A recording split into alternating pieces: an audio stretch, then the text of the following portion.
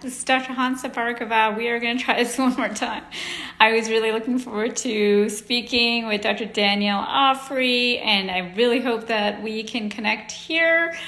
This is Hansa Bhargava. I am a pediatrician and Senior Medical Director at WebMD. Chief Medical Officer, Medscape Education at Medscape, and I'm really excited to have Dr. Danielle Ofri join us. So let me just see if she is on, and we will try one more time here, hoping that she will be able to join us, because I really was looking forward to the conversation with her about Florence Nightingale, as well as, with about medical errors. And we all know as medical professionals that that we need to do a lot of things, and one of the biggest things we want to do is make sure, first and foremost, there is no harm. So I'm trying in Danielle right here, trying again. Danielle, I just clicked on you, so hoping that you're able to join. Yay! Here she Hi. is. How are you doing? Sorry about all the technical issues.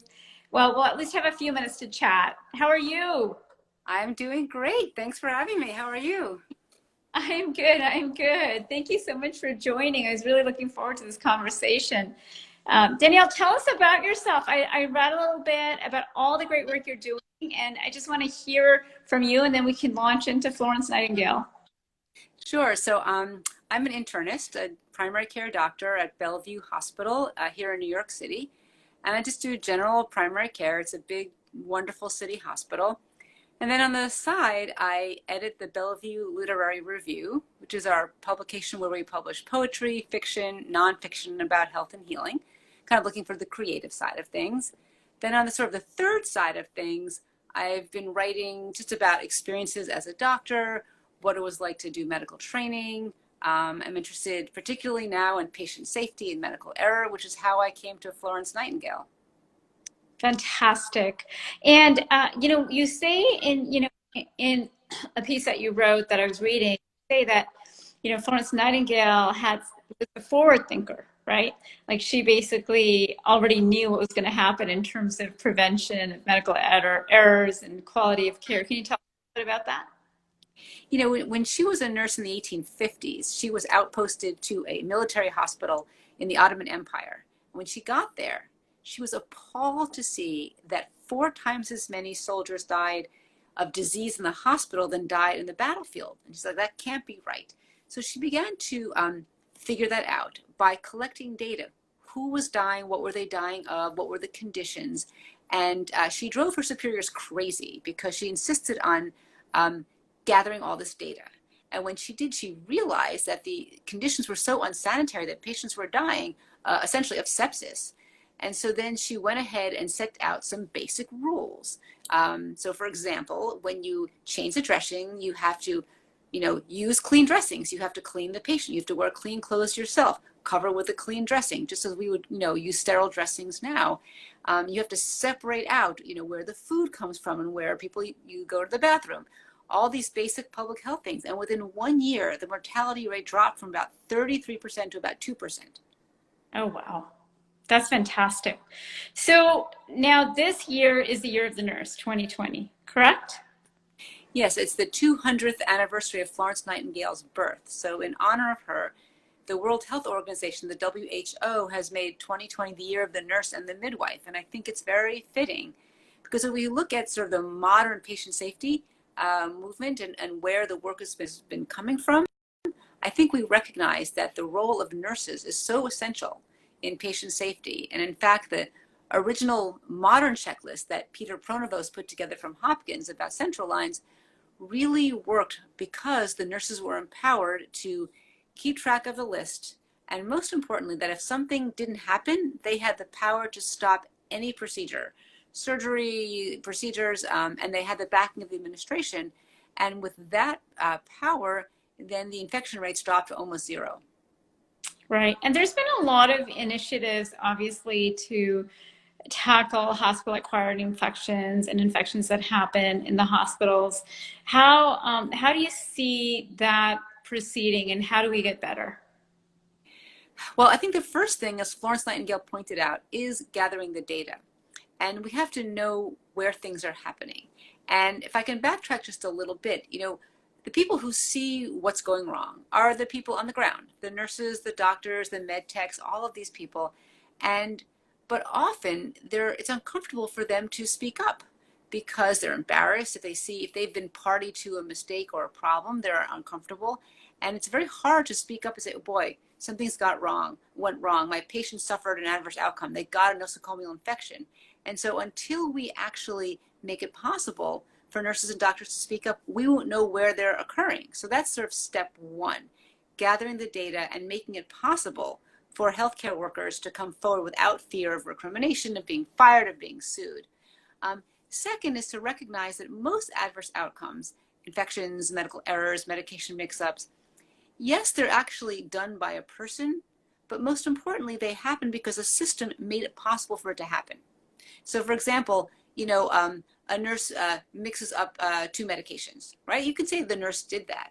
But on the other hand, how is it possible? Are the medications, do they look alike, sound alike? Is the lighting poor and you can't read? Is the nurse so overworked and being interrupted every 30 seconds that you can't possibly keep a train of thought? So the idea that we have to really look at the systems that make errors possible, that's how we'll start to make a dent in patient safety issues.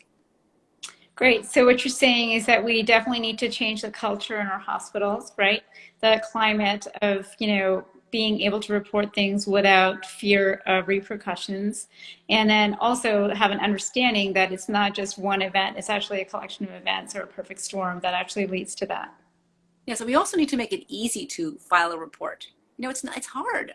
The other day there was a mix-up. I thought, oh, I'll report that. And then I couldn't even find the safety hotline. It was in this website. You had to go through 6 different windows to find it. I had to call someone. It took like 20, 30 minutes. And who has that kind of time? And you want people to report these things regularly. And if it feels difficult, if you really have to work hard to do it, it's just not going to happen.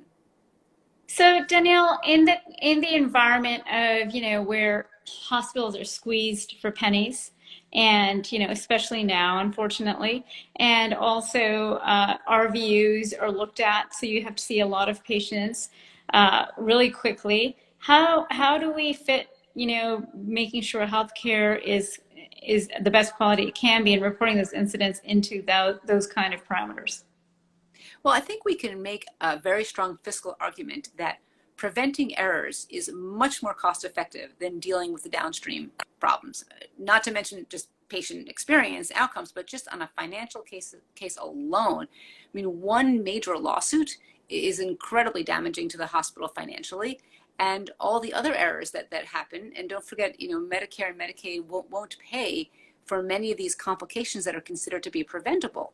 So nosocomial infections, decubitus ulcers, hospital-acquired blood clots, all of these things will now no longer be reimbursed. So in fact, it's very cost-effective to make the time and to give the space in order to work on this. Great. So just for our listeners, what would be 3 points that they could actually take home from this in terms of making these changes? Because you're right, it's really important for all the reasons that you mentioned. And in addition to the fact that we took the Hippocratic Oath and the oath is to first and foremost do no harm. So what would you advise our listeners?